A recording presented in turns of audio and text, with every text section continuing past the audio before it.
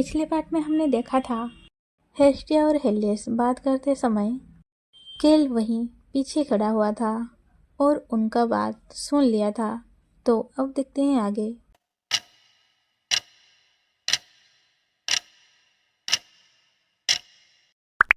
हम देखते हैं केल को। वो अचानक उन दोनों की बात सुनकर वहाँ रुक गया था और सोच रहा था ये क्या है। और हमें कुछ घंटे पहले की बातें दिखाया जाता है। हेस्टिया टी पार्टी में जाने के बाद मार्कस मैंसन में एक लेटर पहुंचा और ये राजा की ओर से एक संदेश था जिसमें केल को तुरंत महल आने के लिए कहा गया था और वहाँ पे इलियन की ओनरशिप के बारे में चर्चा के लिए कहा गया था। लेटर पढ़ते हुए केल सोच रहा था पिछली बार मुझे महामहिम से ज़्यादा बात करने का मौका नहीं मिला था, लेकिन अगर मेरी मुलाकात डायना से दोबारा हो गई तो। और वो ये सोचते हुए थोड़ा परेशान लग रहा था और वो अपनी सर पकड़कर बैठ गया था, जो देखकर उरस भी बहुत ज़्यादा परेशान हो गया था। केल सोच रहा था आज टी पार्टी का दिन है, इसलिए डायना इलियन हॉल में नहीं होगी, तो सब ठीक होना चाहिए। और वो हेस्टिया की बातों को याद कर रहा था जब हेस्टिया ने मुस्कुराते हुए बोला था मैं आज अपना बेस्ट दूंगी। हम देखते हैं केल हेस्टिया की बातों को याद करके थोड़ा शांत हो गया था और खुद को संभालते हुए सोच रहा था मैं भी अपना पूरी कोशिश करूँगा। और इस तरह केल मुख्य महल लायन हॉल में आया था। हम देखते हैं केल महाराज से बात कर रहा था और महाराज मुस्कुराते हुए उसे बोल रहे थे वो कैसी है। जो सुनकर केल थोड़ा हैरानी के साथ महाराज की ओर देख रहा था और बोला मैं माफ़ी चाहता हूँ। फिर महाराज बोले मैंने दरअसल मार्कनेस के बारे में बात करने के लिए मुझसे मिलने आने का अनुरोध किया था। पिछली बार हम ज़्यादा बात नहीं कर पाए थे क्योंकि आप बहुत जल्दी में चले गए थे। ये सुनकर केल सोच रहा था ओह, तो एलियन सिर्फ एक बहाना था। और महाराज बोल रहे थे केल मुझे बिल्कुल उम्मीद नहीं थी कि तुम इतनी जल्दी शादी कर लोगे। क्या तुम उस पर पूरी तरह फिदा हो गए थे? क्या इसलिए तुमने मुझे पहले नहीं बताया? और ये बात सुनकर केल थोड़ा खामोश हो गया था। फिर बोला वो जिद्दी स्वभाव की है, खुद को अनजानी परिस्थितियों में डाल देती है और बिना किसी झिझक की आगे बढ़ती है। वो खुली किताब की तरह दिखती है, लेकिन अक्सर एक रहस्य बनी रहती है। और ये सारी बातें सुनकर महाराज केल को सवालिया भरी नज़रों से देख रहे थे और थोड़ा हैरान लग रहे थे। और वो केल को देखकर सोच रहे थे केल सामान्य से अधिक पीला दिख रहा है, इसका कारण क्या हो सकता है। और तभी हम देखते हैं केल बोला फिर भी मुझे पता है कि वो सचमुच मेरी परवाह करती है।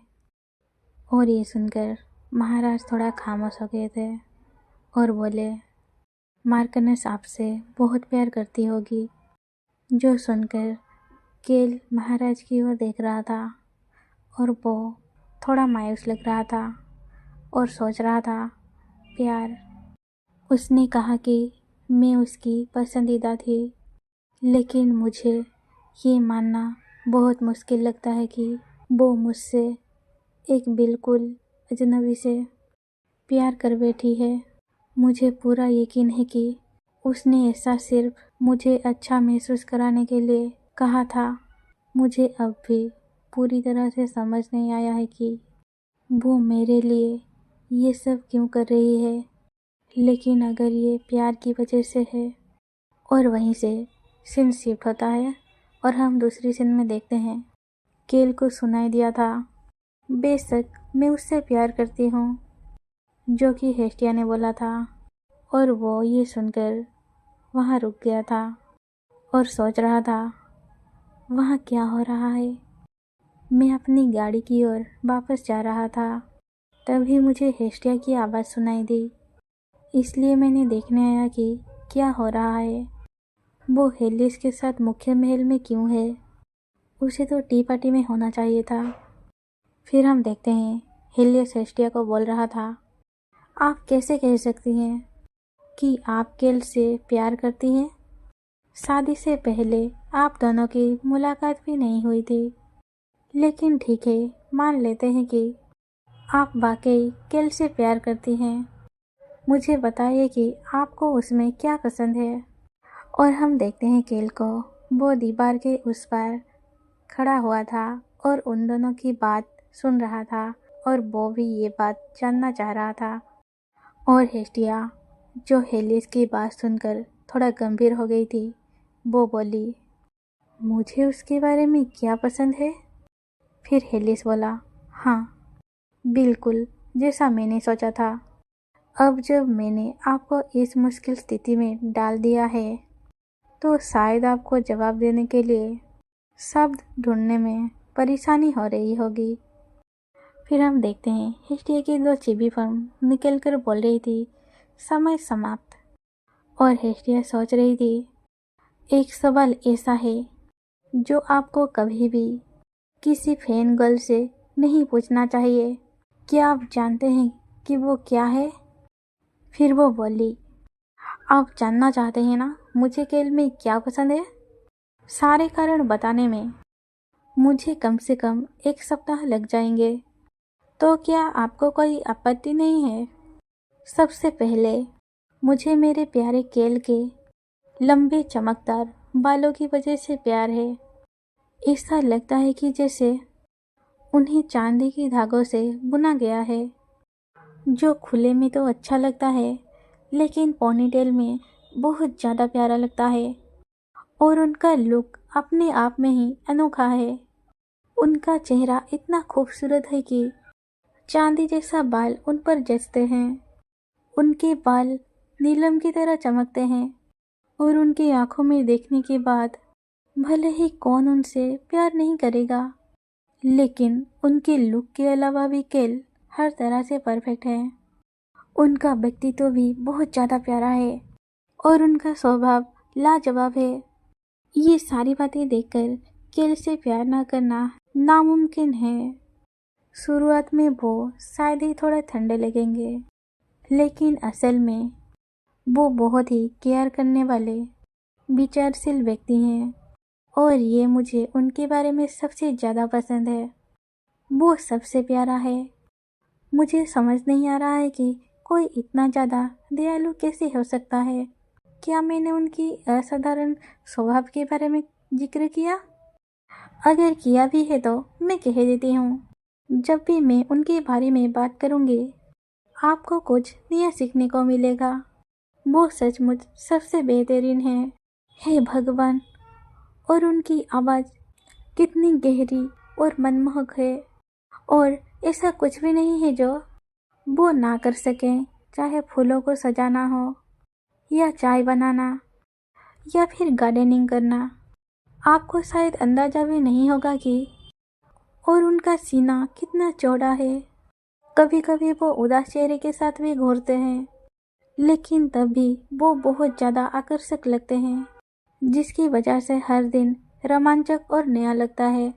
मुझे यकीन है कि बचपन में केल प्यारा और मासूम बच्चा रहा होगा। आपको केल की बचपन के बारे में पता ही होगा। और वो हेलिस को बोल रही थी, आप ऐसे बहुमूल्य जानकारी कैसे छुपा सकते हैं? कृपया उनकी हर यादें साझा कीजिए। मैं केल के प्रति अपने प्यार के सभी कारणों के बारे में बहुत कुछ बोल रही हूँ, है ना? मुझे अभी भी बहुत कुछ कहना बाकी है। मुझे समझ नहीं आ रहा है कि कहाँ से शुरू करूँ। लेकिन बेशक केल को इतना आकर्षक बनाने वाली बात यही है।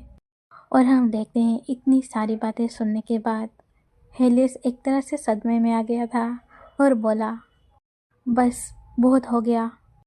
और हम देखते हैं हेस्टिया को, जिसकी आंखें अभी भी चमक रही थी और वो बहुत ज़्यादा गर्व महसूस कर रही थी। और वो बुदबुदाते हुए बोल रही थी, मुझे काफ़ी समय हो गया था मैंने केल की खूबियों के बारे में बात नहीं की थी। और हम देखते हैं केल को। वो पीछे खड़ा होकर ये सब बातें सुन रहा था और वो भी ये बातें सुनकर जम गया था। और हम देखते हैं हेस्टिया को। वो अभी भी हेलिस को बोल रहा था, लेकिन महाराज, मैंने अभी तक अपने पति के आंतरिक गुणों के बारे में बात नहीं की। और हेलिस बोल रहा था, मैंने कहा बस बहुत हो गया। और हम देखते हैं केल को। वो तो सदमे में चला गया था और बोल रहा था, क्या मेरा सीना? और सोच रहा था, मैं नहीं चाहता था कि वो इतनी विस्तार में बात बताए। फिर भी अगर उसने जो कुछ कहा वो सच था तो शायद वो सचमुच। और वहीं से सीन शिफ्ट होता है और हम दूसरे सीन में देखते हैं हेस्टिया गुस्से में महल से बाहर निकलते हुए बोल रही थी, उफ, मैं बहुत गुस्से में हूँ। और वो टी पार्टी के बारे में याद करते हुए मन में बोल रही थी। उसके बाद में हेलिस के साथ टी पार्टी में वापस गई। दोपहर के बाकी समय में सारी चीज़ें डायना की पक्ष में जाती हुई प्रतीत हुई। शायद इसलिए क्योंकि खुद युवराज हेलियस उनका समर्थन करने के लिए उपस्थित हुए थे। और वो बाहर जाते हुए सोच रही थी, मैं काउंटेस एरिनिस से कहूँगी कि वो कुलीन महिलाओं से पूछे कि वो सब डायना के बारे में कैसा महसूस करती हैं। उच्च समाज के सदस्य अक्सर एक बात कहते हैं और उनका मतलब कुछ और होता है। मुझे पूरा यकीन है कि मुझे कुछ सुनने को मिलेगा। खैर, मेरी योजना सफल रही। अब तो बस घर जाकर कुछ अच्छा सा खाने को मन कर रहा है। और वो जब बाहर देखी तो उसके सामने केल खड़ा हुआ था। तो आज के लिए इतना ही, फिर मिलते हैं अगले पार्ट में।